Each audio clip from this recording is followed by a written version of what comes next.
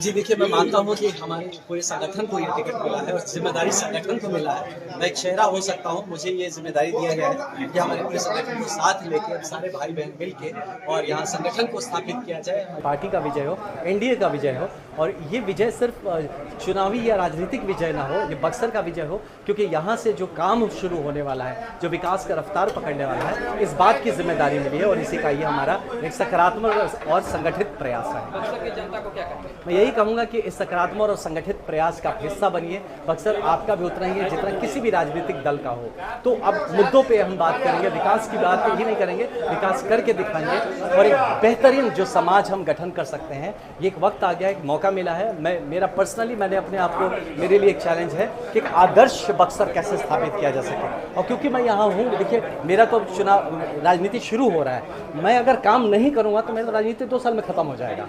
तो ये मेरे लिए भी एक जुनून है, एक चैलेंज है। मुझे पूरा यकीन है कि बक्सर की जनता हम पे भरोसा करेगी कि पूरे निष्ठा भाव से, समर्पित भाव से हम सारे साथी, अब सारे भाई बहन जितने लोग हैं, पूरा संगठन मिलकर हम बक्सर के लिए मेहनत करेंगे और अपने बक्सर को हम लोग आदर्श और सर्वश्रेष्ठ बना के जो आपका विरोध कर रहे हैं उनसे क्या अपील? नहीं, वो भी हमारे भाई बहन है। और विरोध देखिए, वो किसी एक मुद्दे पे विरोध होता है, मेरा विरोध नहीं करते, मैं जानता हूँ, क्योंकि वो सब मेरे आदरणीय हैं और प्रिय भी है। और हम सब साथ मिलके, क्योंकि बक्सर जितना उनका है उतना मेरा है, जितना मेरा है उनका उतना उनका, हम सब साथ मिलके आप देखिएगा, हम सब मिलके बक्सर को बनाएंगे, बिहार को बनाएंगे। शाहबाद से महागठबंधन का जो कब्जा है उसको आप ये पक्का देखिएगा, ये बक्सर से ही ये शंखनाद होगा और आप देखिएगा ये मैसेज बक्सर देगा कि पूरा शाहबाद। मुझसे किसी ने पूछा कि शाहबाद डेवलप क्यों नहीं हो रहा है, तो मैं बार बार बता रहा हूँ, शाहबाद कैसे डेवलप होगा जब हम सरकार के विपरीत चलेंगे। तो जो सरकार में है यहाँ भी और सेंटर में भी, जब उनके उम्मीदवार चुने जाते हैं तो आपके मुद्दे को सही जगह पर रखते हैं, सिर्फ मुद्दे नहीं रखते, आपका काम करवाने की काबिलियत रखते हैं। इसलिए अब की बार शाहबाद जो है वो पिछड़ेगा नहीं। अब की हम मजबूती से एनडीए का सरकार बनाएंगे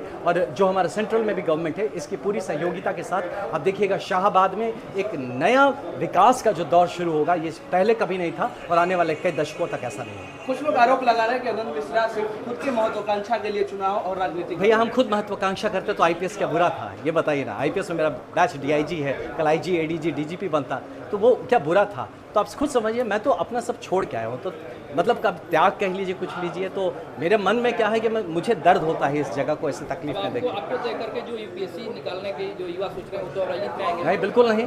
पहले अपने आप को प्रूफ तो करिए। अपने को बिना प्रूफ किए आप कैसे राजनीति में आएंगे? आज देखिए, मेरे लिए अगर आप कहते हैं राजनीतिक जो मेरा संघर्ष अगर छोटा है, तो इसलिए ही छोटा है ना क्योंकि मैं कुछ अपने को प्रूफ करके आया हूँ।